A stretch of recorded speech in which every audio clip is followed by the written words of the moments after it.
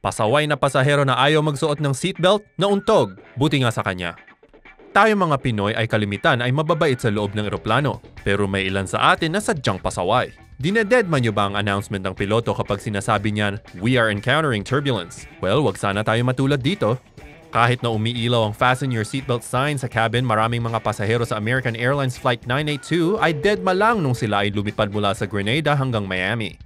Nung una ay umalog ang eroplano ngunit medyo wala namang nangyari. Sa pagbalik ng turbulence, isang pasaway na pasahero na natutulog na hindi suot ang seatbelt ay malalaman na matigas talaga ang ulo niya.